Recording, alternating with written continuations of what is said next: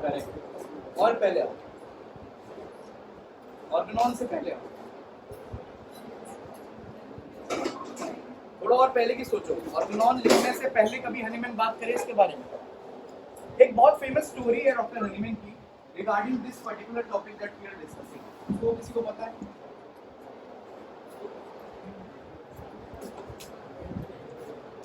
ये सुना है? क्लॉकिंगबर्ग एक पेशेंट थे। किस चीज के पेशेंट? सुना है पर याद है?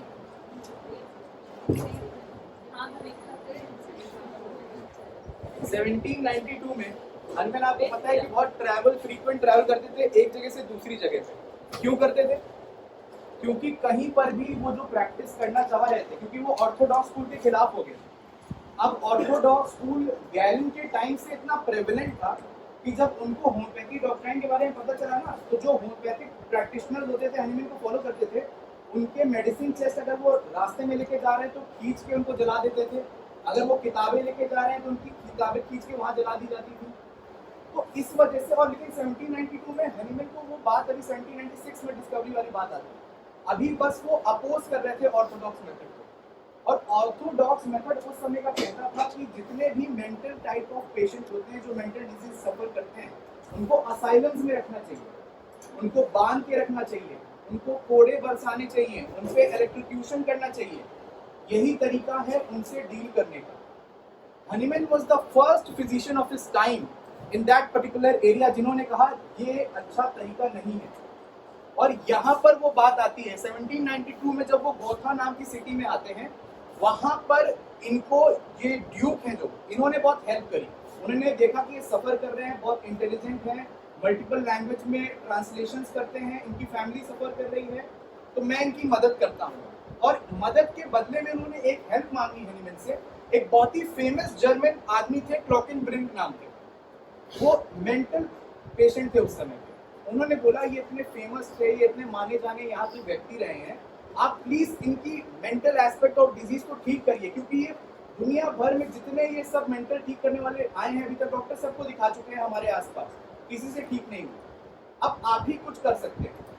तो हनीमैन ने इस बात को इसलिए भी दिया क्योंकि वो खुद सफर कर रहे थे, उनको जरूरत थी एक स्टेबिलिटी की उस समय पे, और इसलिए भी लिया क्योंकि वो इस एस्पेक्ट को चेंज करना चाहते थे जो ऑर्थोडॉक्स मेथड में चलता चला आ रहा है कि अब हमको वैसे ट्रीट नहीं करना है, वो इनह्यूमन वेज में ट्रीट नहीं करना पेशेंट। तो उन्होंने, ये जो ड्यूक थे, उन्होंने अपना हंटिंग कैसल, उस जमाने में हर राजा का एक हंटिंग कैसल होता था कि अब यहाँ पर शिकार करने जाएंगे तो यहाँ पर एक कैसल है, यहाँ रुकेंगे।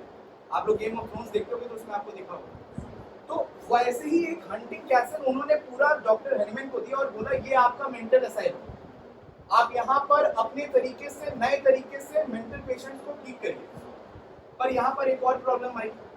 हनीमैन के एक बहुत जो क्रिटिसाइजिंग पॉइंट रहा यहाँ पर, Hahnemann was demanding a hefty fee. वो बोले थे अगर पेशेंट देखूंगा तो अपनी एक पर्टिकुलर फीस है उसको देके ही देखूंगा, आप नहीं बताओगे कि मेरी वैल्यू क्या है, मैं जानता हूँ मेरी ट्रीटमेंट की वैल्यू क्या है। और इस वजह से भी सिर्फ क्लॉकेनब्रिंग ही थे जो उनके पेशेंट थे वहां पर, जो कि ड्यूक ने खुद बोला था कि आप इनको ठीक करें। और उन्होंने उनको देखना चालू करा। और हनीमैन ने शुरुआत से, इनकी जैसे राइटिंग है हनीमैन की जो आती है उसमें 1796 में ये चैप्टर पब्लिश हुआ है, आप देखिएगा वहां जाकर आपको मिलेगा। उसमें वो बोलते हैं कि आपको किसी भी मेंटल पेशेंट को जब देखने जाना है तो सबसे पहली चीज है ऑब्जर्व करना है। आपको उसके जो भी इरैशनल बिहेवियर है उसको जज नहीं करना है, उसके ऊपर अपना डिसीजन तुरंत नहीं ले देना है कि ये ऐसा है तो ये ऐसा पागल होगा, इसको ये दिक्कत होगी, इसको ये डिल्यूजन होगा, इसको वो होगा। सबसे पहला काम है अच्छे से सारे उसके एनवायरमेंटल फैक्टर से उसको दूर करो, जो कि यहाँ पर था। वो इस असाइलम में इसीलिए रहे थे कि वो अपने नेचुरल एनवायरमेंट से दूर हो गए। उनको अपनी बीवी से भी नहीं मिलने दिया कि कुछ टाइम तक मैं इनको खुद ऑब्जर्व करना चाहता हूँ कि ये क्या करते हैं। उनको एक जगह पे रखा और वो खुद ऑब्जर्व करते थे उनके बिहेवियर को, किस तरीके से काम करते हैं, क्या करते हैं, दिन भर में वो क्या क्या चीजें करते जाते हैं। और जब ऑब्जर्व किया तो बिना मेडिसिन दिए उनको सिर्फ नॉर्मल बातचीत से, नॉर्मल बिहेवियर से, एक साइकोथेरेपी काइंड ऑफ से उनको ठीक करने की कोशिश करी। लेकिन एक चीज और है, कभी कभार बहुत ही इरैशनल जब बिहेवियर हो जाता था तो हनीमैन टार्टार एमेटिक नाम की एक दवाई है, वो देते थे। वो भी उस समय पे पोटेंटाइजेशन नहीं था, तो 24 ग्रेन्स देते थे, क्योंकि उस समय पे Hahnemann was not accepting this concept. वो धीमे धीमे करके डोज कम करने वाला कॉन्सेप्ट आया जब उनको दिखा कि इसके बहुत साइड इफेक्ट है। और वहां पर भी हनीमैन बोलते हैं कि टार्टार एमेटिक मैंने तभी दी जब बहुत आउट ऑफ कंट्रोल बिहेवियर हुआ, उससे पहले मैंने सिर्फ अपने तरीके से इनको ट्रीट करने की कोशिश करी। तुमको ये चीज समझना इंपॉर्टेंट क्यों है, क्योंकि ये जो साइकोलॉजी और साइकेट्री आज हम पढ़ रहे हैं, जो आज हम लोग इतना बोलते हैं ना कि हर चीज मेंटल से है, हर चीज मेंटल से है, स्किन डिजीज भी मेंटल से होती है, हर बीमारी का ओरिजिन मेंटल में है। Hahnemann was a Pioneer of his kind. 1792 में ऐसी कोई बात नहीं करता था। और मैं आपको दिखाऊंगा, ऑर्गेनॉन से नहीं, साइकोलॉजी की एक बुक आती है, introduction to psychology by King and Morgan, उसमें एक चैप्टर है, उसके थ्रू दिखाऊंगा और फिर कंपेयर करूंगा आपसे और आपसे पूछूंगा कि किसको ड्यू मिलना चाहिए क्रेडिट, किसको मिलना चाहिए। अब डिफर कैसे करते थे हनीमैन अपनी आइडियोलॉजी में? उनके बेसिक 3 डिफरेंशिएशन पॉइंट थे। पहली बात, किसी भी तरीके का वायलेंस और ब्रूटैलिटी नहीं करनी। हमें ये जो इलेक्ट्रोक्यूशन है, मारना है, ये कुछ नहीं करना हमें पेशेंट के साथ। हमें उसको अच्छे से एक ह्यूमन वे में ट्रीट करना है। दूसरी, he considers the effect produced by the personality of the physician himself of the greatest importance। हम कहते हैं ना, पेशेंट डॉक्टर रैपो की बात करते हैं कि आपका और पेशेंट का एक रैपो होना चाहिए। क्यों होना चाहिए? क्योंकि डॉक्टर हनीमैन मानते थे कि ऐसे केसेस में खासकर जिस तरीके का बिहेवियर फिजिशियन का होगा वो रिफ्लेक्ट करता है आपकी पेशेंट की पर्सनालिटी पे। अगर आप पेशेंट को, जो कि बहुत ही डिल्यूजन में है, बहुत ही इर्रेशनल बिहेवियर में है, उसके बिहेवियर पे जजमेंट देने लगेंगे और उसको कहीं से भी ये दिख गया कि आप कॉन्डिसेंडिंग हो रहे हैं, आप जजमेंट दे रहे हैं, तो he will not be treated by this behaviour of yours. पर अगर आप उसको ऑब्जर्व करते हैं, उसकी चीजों को एक्सेप्ट करते हैं और फिर समझ के आगे चलते हैं और स्टेप्स लेते हैं, तो उन्होंने पाया कि उसमें उनको ज्यादा मदद हो गई। इसी वजह से उन्होंने ये आनी चाहिए आपके लिए, वो इसी बिहेवियर से, ऐसा बिहेवियर आपने नहीं रखा, वो उसी तरीके से ट्रीट करेगा आपको जैसे वो अब तक डॉक्टर्स को ट्रीट करता आ रहा था। क्योंकि आप बेसिक बात समझो, अभी तक कोई भी इंसान है जो सोसाइटी ने उसको डिसरिगार्ड बिहेवियर, वो जहां जा रहा है उसको असाइलम में बंद कर दिया जा रहा है, उसको कोड़े मारे जा रहे हैं, उसको इलेक्ट्रोक्यूट करा जा रहा है, सोसाइटी से वो दूर हट चुका है। अब उसको उसी तरीके का ट्रीटमेंट फिर मिलेगा तो वो आपको एक्सेप्ट करेगा क्या? वो नहीं करेगा एक्सेप्ट आपको। वो ठीक होने की बात तो छोड़ दो, आपको देखने का भी पसंद नहीं करेगा, क्योंकि उसके वो एक्सपीरियंसेस हैं पहले से और वो जान रहा है कि ये भी मेरे साथ वही करेगा। लेकिन अगर उसके कॉन्ट्ररी कोई चीज मिलेगी तो उसको भी लगेगा कि ये कुछ अलग बोल रहे हैं, ये तो मेरी बात पे जज नहीं कर रहे हैं, ये तो मेरे को कोड़े नहीं बरसा रहे हैं जब मैं ऐसी हरकतें कर रहा हूँ, जब ये पहले कर रहा था तो ये हो रहा था मेरे साथ, ऐसा मुझे कोड़े मारे जा रहे थे। तो ये एक डिफरेंस पैदा करता है आपकी थिंकिंग में। अब ये मैं एक पैराग्राफ दिखा रहा हूँ, रिचर्ड हेल की किताब आती है लाइफ और लेटर्स हनीमैन के ऊपर, उसमें ये जो पैराग्राफ है आप इसको पढ़िए। ये हनीमैन ने लिखा है इसी के regarding, since I never allow any insane patient to be punished by blows और other painful bodily chastisement because there can be no punishment for involuntary action. Hahnemann कहते हैं कि जो वो डिजीज से सफर कर रहा है, it is not under his control that he is acting like this. कोई अगर मेंटल डिजीज से सफर कर रहा है तो क्या वो जानबूझ के वो कर रहा है? क्या वो चाहता है कि नहीं मैं आपको हर्ट करूं, वो चाहता है मैं आपको अब्यूज करूं? इट इज उसके अंदर एक वायरिंग का डिफेक्ट आ चुका है जो उसके अंदर उसको खुद नहीं पता है और वो एक्ट कर रहा है, वो एक्शंस इनवॉलंटरी हैं, it is not under his control. तो हनीमैन कहता है अगर किसी चीज के अंदर उसका कंट्रोल नहीं है तो आप क्या मार के उसको ठीक करोगे? ये आपको कोई अधिकार नहीं। And because these patients deserve nothing but pity and always made worse and not better by such rough treatment, he used often to show me with tears the remains of the marks of the ropes। अब ये देखो, ये वही क्लॉकेनबर्ग के treatment की बात कर रहा है।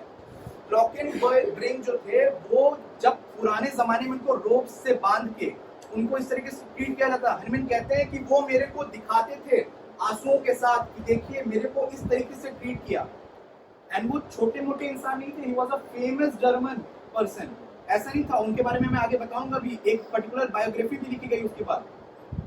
वो दिखाते थे कि ये ट्रीटमेंट दिया इन्होंने मेरे को आफ्टर दिस। तो बोल रहे हैं कि वहां पर चेंज की जरूरत थी। The physician in charge of such unhappy people must indeed have at his command an attitude which inspires respect but also creates confidence. He will never feel insulted by them because a being that cannot reason is incapable of insulting anyone. जो किसी बात का reason ही नहीं ढूंढ पा रहा है, जो अपने एग्जिस्टेंस का रीजन ही नहीं ढूंढ पा रहा है, जो इतना पैरानॉइड हो रखा है, वो किसी को केपेबल ही नहीं है कि इंसल्ट कर सके. It is involuntary. ये हनीमैन लिखते हैं इतना स्ट्रॉन्ग पैराग्राफ रिगार्डिंग 1792 में. टाइम फ्रेम याद रखना बहुत इंपॉर्टेंट. अब ये वही इंट्रोडक्शन टू साइकोलॉजी के चैप्टर 16 का पार्ट है. At the end of 18th century, the picture began to brighten, at least in some parts of the Western world. In 1792, the same time period, Philip Pinel, unchained patient in La Bicêtre. Philip Pinel, अगर आप पढ़ोगे तो father of modern psychiatry माने जाते हैं. उस जमाने में जब पेशेंट को यही इसी तरीके के ट्रीटमेंट करे जाने थे ना, at the same time Paris में वो गए एक मेंटल असाइलम में और उन्होंने चेन्स खोल दी पेशेंट की और उन्होंने बोला बस अब इस तरीके से कोई मेंटल पेशेंट को ट्रीट नहीं करेगा. और आपकी उसी साइकोलॉजी बुक में लिखा है this was the first mental health revolution that happened. पहला रेवोल्यूशन अगर मेंटल हेल्थ में कभी आया था तो वो पाइनल के इस काम की वजह से आया था. और आप इस बात को याद रखिएगा कि एट द सेम टाइम 1792 में Hahnemann was also doing the same for his patients but he was not recognized for it. अब सेकेंड रेवोल्यूशन पता है कब आया था मेंटल हेल्थ? जब सिगमंड फ्रॉइड ने अपना काम चालू करा. इसी में आपको मिलेगा. अब ये उसी चैप्टर का साइकोथेरेपी का पार्ट है. देखो क्या अंडरलाइन और जो मार्क किया है. Empathy for the client, understand the clients view and feeling. Therapist must give sensitive, unconditional, positive regard, never criticizing, always accepting. Therapist to not judge, probe or disapprove. The therapist must be genuine, that is open, spontaneous and caring. This is the book that we are following in 2022. And Hahnemann said this in 1792 and he was not recognized for this. आप लोग को लगता है कि क्यों नहीं recognise हुआ? सबसे बड़ा रीजन जानते हो क्या? क्योंकि हम एज होम्योपैथिक फिजिशियन ही ये चीज रिकॉग्नाइज नहीं कर रहे हैं कि वो क्या करके गए. हम उनकी लेसर राइटिंग को नहीं पढ़ते हैं, हम उनके लेसर वर्क्स को नहीं पढ़ते. हमें लगता है ऑर्गेनॉन ही लिखी है हनीमैन ने, बस इतना सा काम करके चले गए हैं. उनकी लाइफ हिस्ट्री कोई पूछता है मेरे से हिस्ट्री क्यों पढ़नी चाहिए सर, हिस्ट्री ऑफ मेडिसिन क्यों इंपॉर्टेंट है? हिस्ट्री ऑफ मेडिसिन इसलिए इंपॉर्टेंट है, वो आपको बताएगा कि जिसको आप फॉलो कर रहे हैं ही वाज अ जीनियस. आप उनकी बातों को जो बोलते हैं ना हमें मॉडर्नाइज करने की जरूरत है होम्योपैथी की. होम्योपैथी 200 साल पहले ही मॉडर्नाइज हो गई थी. अब बाकी साइंसेस और मॉडर्नाइज करनी है अपने आप होम्योपैथी के अकॉर्डिंग. ये है प्रूफ इसका. और ऐसे कई प्रूफ पैथोलॉजी में पीओएम में दिखा सकता हूं मैं आपको जो रिलेट करते हैं इन बातों से. तो इसका दिखाने का मेरा एक ही पर्पस है, ये हिस्ट्री ये बैकग्राउंड दिखाने का. जब हम मेंटल इमोशनल डिजीज पढ़ रहे हैं कि give credit where credit is due. जहां वो डिजर्व करते हैं उनकी रिस्पेक्ट करिए. मॉडर्नाइजेशन के नाम पे कि हनीमैन की होम्योपैथी पुरानी हो गई है ये बोल के आगे चेंज कराने से पहले एक बार हनीमैन जो होम्योपैथी लिख के गए हैं उनको पढ़ के देखिए और फिर जज करिए. पढ़ के अगर आप लगे कि फिर जरूरत है तो फिर आपकी बात सुनी भी जाएगी और उस पर डिबेट भी हो सकती है. अब ये कोई रिकॉग्नाइज करता है ये किस चीज की फोटोज हैं?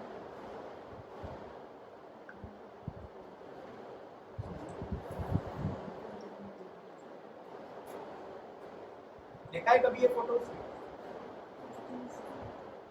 1901 में एक होम्योपैथिक ऑर्गेनाइजेशन थी यूएसए में. कहां पर? फिलाडेल्फिया में. वहां पर मेंटल असाइलम बनाने का फॉर होम्योपैथ्स एक प्रस्ताव रखा गया. 1904 में उसका कॉर्नरस्टोन रखा गया और 1912 में 1.9 मिलियन में ये चीज बनाई गई जो आपको फोटो दिखाई. ये एक होम्योपैथिक अस्पताल है, वो भी मेंटल पेशेंट्स के लिए उस जमाने में. और इसके होम्योपैथिक फिजिशियन थे superintendent Henry Klopp is a homeopathic physician. बाद में जैसे जैसे एक बहुत बड़ी रिपोर्ट है अगर आप पढ़ोगे कभी the decline of homeopathy in USA. America में होम्योपैथी कैसे डिक्लाइन करी, बहुत सारे रीजंस हैं उसके. आप पढ़ोगे उस रिपोर्ट को तो आप समझ पाओगे. जैसे जैसे वो डिक्लाइन करना चालू करी इस अस्पताल को साइकियाट्रिक ही रखा गया पर मॉडर्न ट्रीटमेंट चालू कर दिए वहाँ पर रादर देन होम्योपैथिक।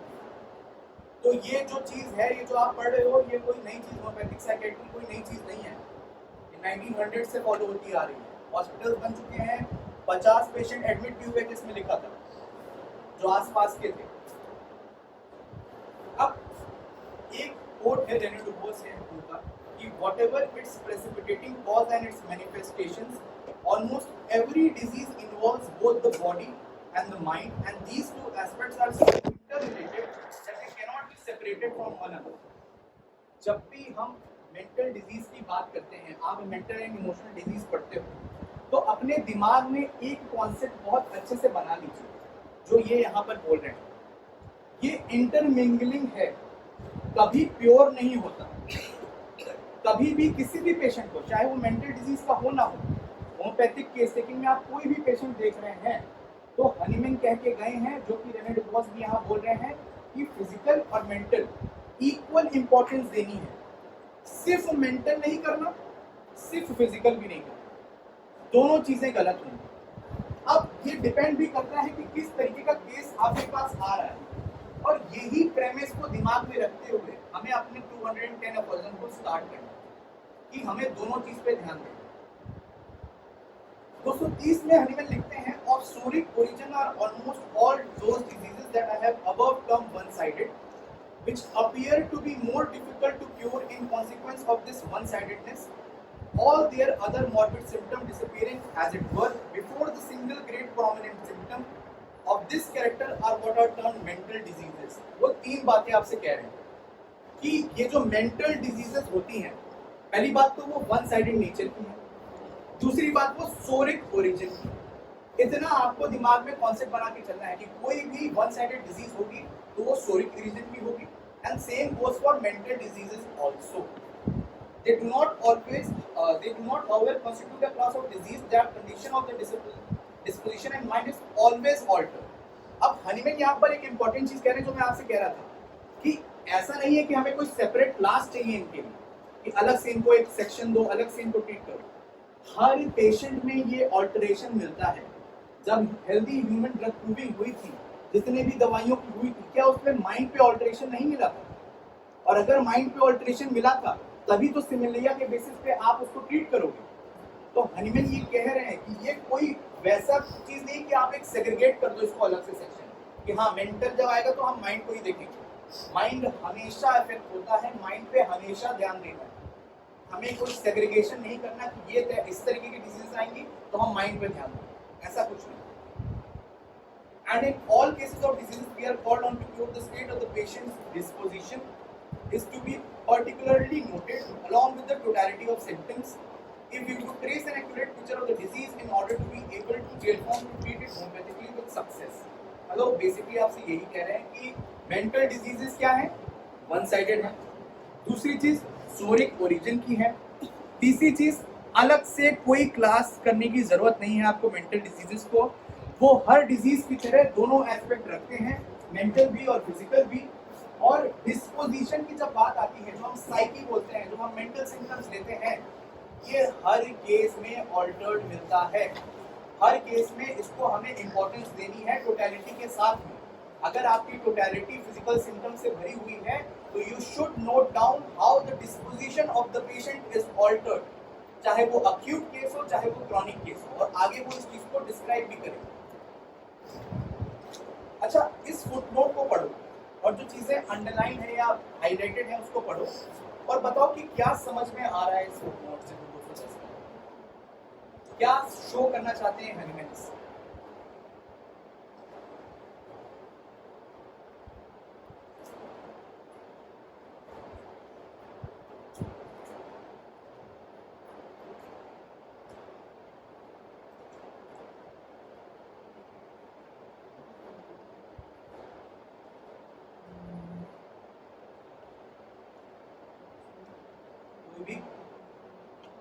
समझ में आ रहा है किस चीज की इंपॉर्टेंस बता रहे हैं यहाँ पर?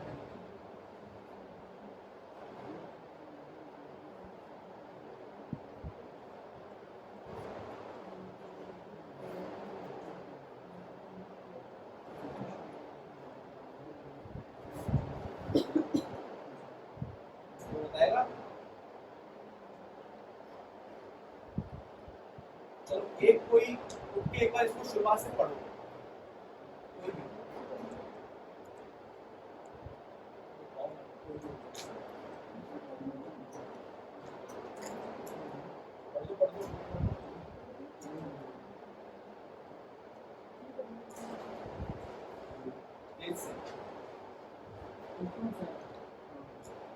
How often, for instance, और तेईस how often, for instance, do we not meet with a mild, soft disposition in a patient who have for years been afflicted with the most painful disease, so that the physician feels constrained to esteem and compassionate the sufferer. But if he subdue the disease and restore the patient to health, as as it is frequently done in homeopathic practice, he is often astonished and horrified at the frightful alteration in his disposition. बस यही था। ये जो frightful alteration in his disposition है, यहाँ पर वो क्या कह रहे हैं कि हमने ऐसा केस टेकिंग में देखा है, हमने ऐसा अपनी पेशेंट्स में देखा है कि जब हम उनको बहुत साल से सफर कर रहे हैं वो किसी क्रोनिक डिजीज से और उनको देख रहे हैं तो बहुत ही माइल्ड डिस्पोजिशन है, और हमें कभी कभार इस माइल्ड डिस्पोजिशन के लिए उनको बहुत केयरफुली साइकोथेरेपी देनी पड़ती है, बहुत केयरफुली ट्रीट करना पड़ता है, बहुत केयरफुली हैंडल करना पड़ता है। पर जब हम उनको अपनी सिमिलम देखते हैं तो हम पाते हैं कि there is a frightful alteration in his disposition. वही बंदा जो अभी तक इतनी टाइम से सफर कर रहा था किसी डिजीज से, वो माइल्ड था, सॉफ्ट था, और अब कैसा हो गया? क्या लिखा है? He is often astonished and horrified, ingratitude, cruelty, refined malice and propensities most disgraceful and degrading to humanity, which were, अब ये सबसे important लाइन है जिसको आप लोग नोट करेंगे, which were precisely the qualities possessed by the patient before he grew ill. इसमें आपको सिंपल बता रहे हैं कि जो स्टेट ऑफ डिस्पोजिशन है, मान लीजिए मैं जब हेल्दी हूँ तो मैं एक बहुत ही माइल्ड इजी गोइंग नेचर का इंसान हूँ। मेरे को कोई क्रॉनिक डिजीज बीमारी आई, धीमे धीमे my disposition that was mild and easy started changing into something like anger, बहुत एक्सेसिव आ रहा है, बहुत अब्यूसिव हो जा रहा हूँ, बहुत ज्यादा इरैशनल हो जा रहा हूँ। अब वो मेरे उस डिस्पोजिशन से बहुत ही अपोजिट डिस्पोजिशन आ रहा है जो कि डिजीज के साथ डेवलप हुआ। जब आप एक होम्योपैथिक दवाई देंगे उन केसेस में, तो ये जो डिजीज, ये जो डिस्पोजिशन है ना, ऐसा देखा गया है कि ये वापस उसी ओरिजिनल डिस्पोजिशन के टुवर्ड्स आने लगता है, और ये एक इंडिकेशन है that your medicine is right, that your path is right. और आपको ये एस्टॉनिशमेंट होगी, ये तो मैंने माइल्ड से इधर बोला, अगर कोई ऐसा है तो वो माइल्ड भी हो सकता है, जो कि पहला एग्जांपल वो बता रहे हैं। अब आप ये मत समझिएगा कि मैंने तो इसको पागल कर दिया, ये तो एकदम नॉर्मल इजी गोइंग इंसान था, मैंने तो इसको एकदम पागल बना दिया है। क्या आप उससे इंक्वायर करेंगे ओरिजिनल स्टेट ऑफ डिस्पोजिशन क्या था? अब इसको समझाने के लिए मैं आपको एक एग्जांपल देता हूँ। पहली बात तो इसका प्रूफ क्या है? अफोरिज्म 6 में हनीमैन क्या कहते हैं? Take note of nothing in every individual disease except the changes in the health of the body and of the mind. क्या है? एक्सेप्ट, और he notices only the deviations from the formerly healthy state of the now diseased individual। जो अभी healthy है और बाद में disease हुआ, इसके बीच का जो डिविएशन पैदा हुआ है, चाहे वो फिजिकल प्लेन पे हो चाहे वो मेंटल प्लेन पे हो, हमें वो नोट डाउन करना है और उस पर ध्यान देना है। ये क्यों देना है? आपको क्या लगा ये क्यों बोल रहे हैं? क्योंकि तभी आपको पता चलेगा कि ये जो डिस्पोजिशन में चेंज आ रहा है, it is for the good और it is for the bad. Prognosis is good और बैड, आपकी दवाई सही जा रही है गलत जा रही है, इसमें हेल्प करेगा, आपको समझने में हेल्प करेगा कि जैसा था हम वापस उसको वैसा ही ले जा रहे हैं। ठीक है, अब एक चीज सीपिया में आप लोग ने एलन की कोर्स है किसी के पास? लाइव कोई सीपिया खोलो एक बार, अगर लाइव हो तो नहीं लाइव हो तो ये लाइन पहली सीपिया में लिखी हुई है, adapted to persons of dark hair rigid fibre but mild and easy disposition pulsatilla. क्या कह रहे हैं कि सीपिया पर्सनैलिटी बहुत ही माइल्ड, बहुत ही इजी गोइंग, बहुत ही स्वीट, बहुत ही जेंटल होती है, जस्ट लाइक पल्सेटिला पर्सनैलिटी, ठीक है, मान लिया हमने।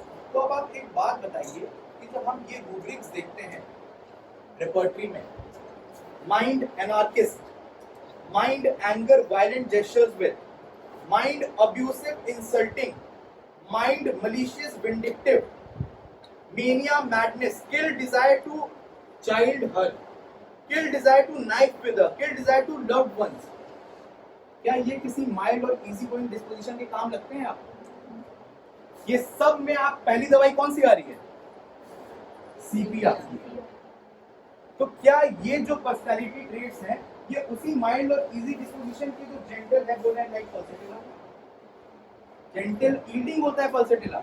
तुम जो बोल दोगे मैं अपनी बात रख ही नहीं पाऊंगा, वो भी मान लूंगा, ये तो मारने पे आ रहा है। तो क्या ये उस डिस्पोजिशन से मैच कर रहा है? नहीं कर रहा है। किसी भी मेडिसिन को आप पढ़ते हो तो ये एक टिप ये भी ले लीजिए, हमें उसकी पूरी जर्नी पढ़नी पड़ती है। आप बोलते हो ना कभी कभार आके सर ये भी मिल रहा है वो भी मिल रहा है, अब किस में दे? हो सकता है जब वो आपके पास पेशेंट आ रहा हो तो वो उस माइल्ड और इजी डिस्पोजिशन वाले स्टेट में ही आ रहा हो जो कि बाकी सिम्टोमेटोलॉजी सीपीआर की दिखा रहा है। हो सकता हो वो बहुत पैथोलॉजी प्रोग्रेस कर गई हो और अब वो इस स्टेट में आ रहा हो। दोनों ही सीपीआर होंगे क्योंकि ये डिविएशंस पैदा होते हैं जो एक नॉर्मल दवाई में होते ही होते हैं। आप किसी भी अच्छी मटीरियल मेडिकल में सोर्स बुक में पढ़ेंगे तो उसमें आपको ये समझ में आएगा कि पहले पेशेंट ऐसा था स्टेजेस वाइज। जॉर्ज हॉल्किंस सर की किताब आती है एसेंस, वो पढ़ी है किसी ने? उसमें देखना हर मेडिसिन को एक स्टेज वाइज दिखाते हैं। एंड में एकदम पैरानॉइड हो जाता है, शुरुआत में माइंड रहेगा, ये एक स्टेजेस दिखती हैं दवाई। स्टेजेस क्या डिपेंड कर रहे हैं? पहली बात तो हम जब प्रूविंग करते हैं, अगर मैंने सीपीआर प्रूव करी तो हम कैसे लिखें कि वो माइल्ड और इजी डिस्पोजिशन है?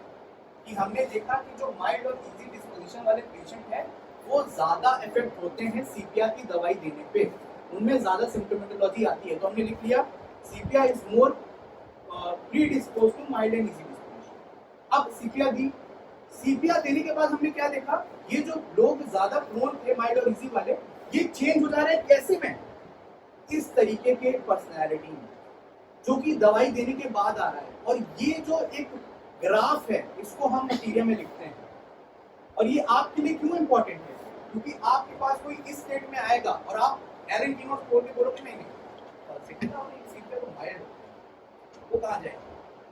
आपको पूरा ग्राफ पता होना चाहिए मेडिसिन का, आपको पूरा डेवलपमेंट पता होना चाहिए मेडिसिन का, एसेंस पता होने चाहिए मेडिसिन के। इसीलिए बोलते हैं कि material should be in depth knowledge होनी चाहिए उसमें।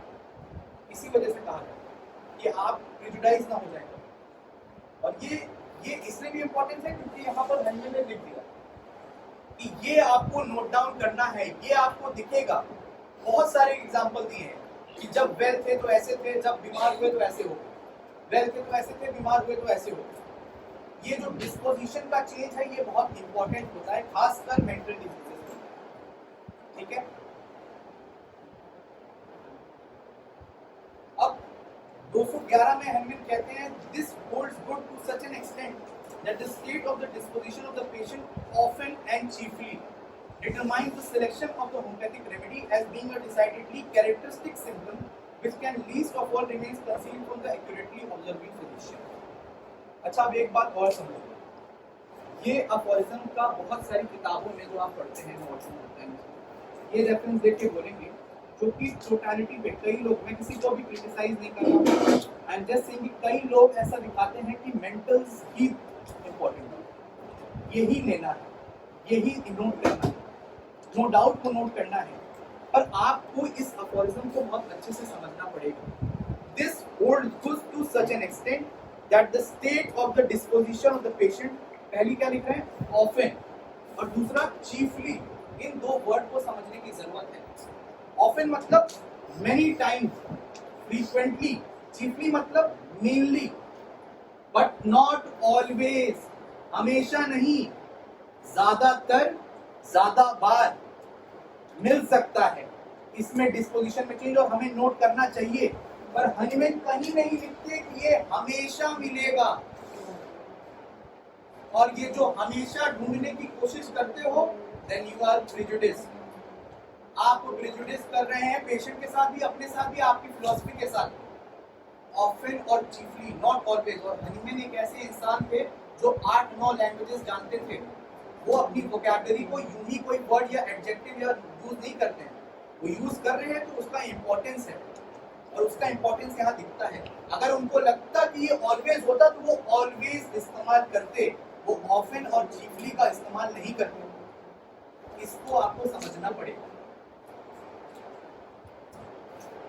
अब 212 में हम 214 तक डिस्कस करेंगे आज।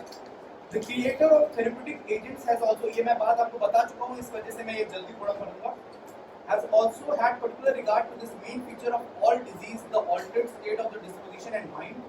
For there is no powerful medicinal substance in the world which does not very notably alter the state of disposition. वही मैंने जो ड्रग क्यूरिंग वाला पॉइंट आपसे बताया, वही वो यहाँ पर मेंशन कर रहे हैं कि कोई भी ऐसी दवाई नहीं है दुनिया की जो इंसान के डिस्पोजिशन पे इफेक्ट ना डाले।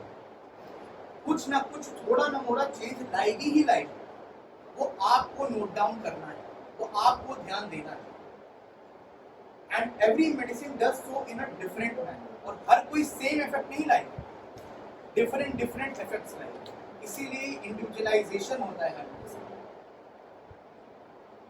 अब इम्पोर्टेंस, अब ये एक इम्पोर्टेंट अफोरिज्म है हमारे लिए। कभी भी आप कोई अक्यूट डिजीज की केस टेकिंग करने जाते हैं तो हम क्या नोट डाउन करते हैं? मान लो मैं कल भीगा और मेरे को आज बुखार आ गया और छींक आ रही है और 1000 चीजें हो रही हैं, तो तुम मेरे से क्या क्या पूछोगे?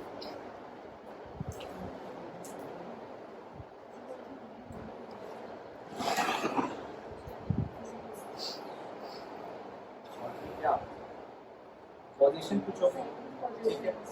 उसके बाद जो प्रोमिनेंट सिम्प्टोमेटोलॉजी आ रही होगी वो पूछोगे। जब आप पोजीशन पूछने जाते हो ना, तो हमारा, और ये मेरे से बहुत हुआ है, अभी भी होता है, ये अभी भी मैं गलती करता हूँ, इस वजह से आपको बता रहा हूँ, हम कभी भी ध्यान नहीं देते कि फिजिकल एस्पेक्ट के अलावा भी एक पोजीशन होता है अक्यूट डिजीज में। हम नहीं ध्यान देते कि जो बच्चा आज किसी बुखार से सफर कर रहा है वो कल डांट भी खाया हो सकता है अपने टीचर से, बहुत ज्यादा पेरेंट से मार भी खाया हो सकता है, और भी चीजें हो सकती हैं जो उसको अफेक्ट करेंगी। सिर्फ भीगने से ही नहीं होती चीजें, सिर्फ उल्टा सीधा खाने से, चॉकलेट खाने से बीमार नहीं पड़ता इंसान। उस पे हमें ध्यान देना चाहिए। जब भी अक्यूट केस टेकिंग करो, अगर कुछ ऐसा लग रहा है तो खोजने की कोशिश करो कॉज में एक साइकिक एस्पेक्ट भी, ये पार्ट भूलो मत। We shall therefore never be able to cure conformably to nature, that is to say homeopathically। वो कहते हैं हम कभी भी होम्योपैथिकली ट्रीट नहीं कर सकते। कब तक? If we do not in every case of disease, even in such as are acute, observe along with the other symptoms those relating to the changes in the state of the mind and disposition। साफ साफ Hahnemann mention करते हैं, क्योंकि उनको भी पता है कि हम ये गलती करेंगे, कि अगर आप अक्यूट केस टेकिंग भी कर रहे हो तो भूलो मत, ये चेंज भी इंपॉर्टेंट है आपके लिए, और ये आपकी मटेरिया में भी मिलता है। ये जो फुटनोट उन्होंने लिखा है, इसमें यही एग्जांपल बताए हैं कि एकोनाइट विल सेल्डम और नेवर अफेक्ट रैपिड और permanent cure in a patient of a quiet calm and equable disposition, just as little when nux vomica be serviceable where the disposition and mild and phlegmatic, pulsatilla where it is happy, gay and obstinate, or ignitia where it is imperturbable and disposed neither to be frightened nor vexed।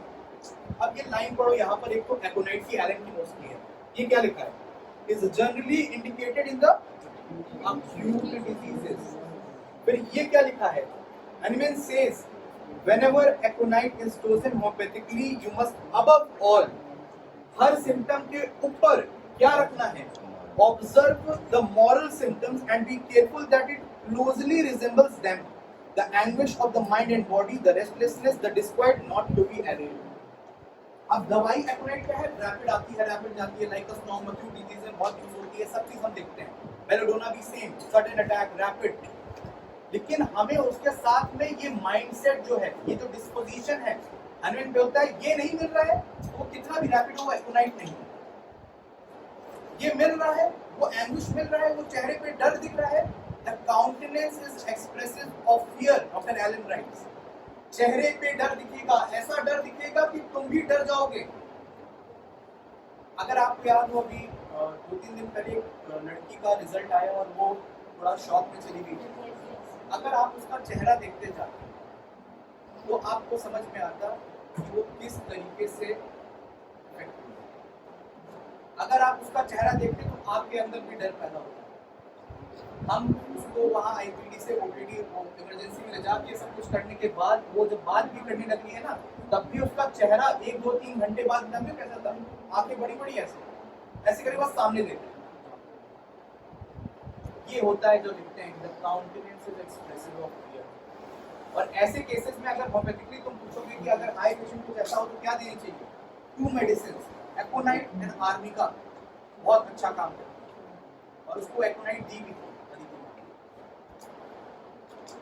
अब nux vomica में materia Medica pura में आप पढ़ोगे, among these may be mentioned that it is more frequently required by those persons who are anxious, zealous, fiery, hot temperament or of a malicious, wicked, irascible disposition. More frequently, ज्यादा उनमें जहां पर ये मिल रहा है, इसी वजह से फुटनोट में भी अनिमन ने लिखा है। ऐसे ही पॉजिटिवा में भी आपको मिल जाएगा। ये चीजों का दिखाने का मेरा पर्पस एक ही है कि अगली बार जब भी अक्यूट केस टेकिंग कर रहे हो कभी भूलो मत कि हमें डिस्पोजिशन पे भी नजर रखनी है बस। और वो डिस्पोजिशन का चेंज प्रोमिनेंट है तो वो ज्यादा इंडिकेटिव होगा टुवर्ड्स योर मेडिसिन। अब लास्ट 214 जो आज का लास्ट अफोरिज्म है वो क्या कहते हैं? The instruction I have to give relative to the cure of mental diseases may be confined to a very few remarks. मैं जो अपने स्टेप्स बताने वाला हूँ मेंटल डिजीज के लिए, क्योंकि वो सिमिलैरिटी रखते हैं जो मैं पहले बता चुका हूँ। वही सिमिलिया करना है, वही सिम्पटम्स मैच करने हैं। थोड़ा सा ही बताऊंगा इसके रिगार्डिंग, तो अब आगे वो बताएंगे आपको, क्लासिफिकेशन बताएंगे मेंटल डिजीज के, हाउ टू ट्रीट देम बताएंगे, as they are to be cured in the same way as all other disease. जैसे हम बाकियों को करते हैं इसको भी वैसे ही करते हैं, namely by a remedy which shows by the symptom it causes in the body and mind of a healthy individual a power of producing a morbid state as similar as possible to the case of disease before us, and in no other way can they be cured. Similia similibus curenter.